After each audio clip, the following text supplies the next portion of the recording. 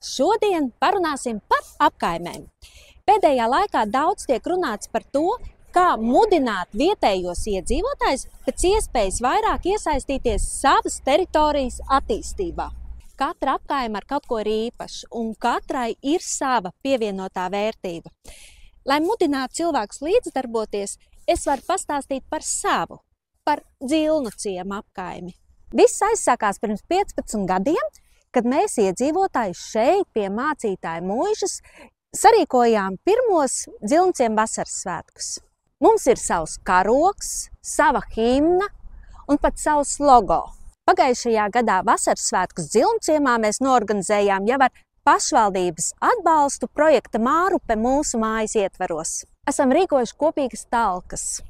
Ar baznīcas labvēlību un pašvaldības finansiālu atbalstu esam tikuši pie bērnu rotaļu laukuma. Kopā ar vēsturnieku Mārtiņu Mitenbergu kopā norganizējām ekspedīciju, kas vēlāk rezultējās ar to, ka ar pašvaldības atbalstu Dzilnu ciemā tika izveidota vēstures ekspozīcija ārtelpā.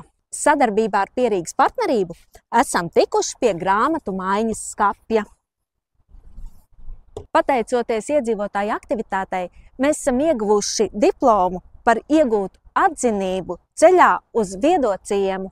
Mēs neesam savas apkaimes radītāji, bet mēs vienmēr būsim tās veidotāji.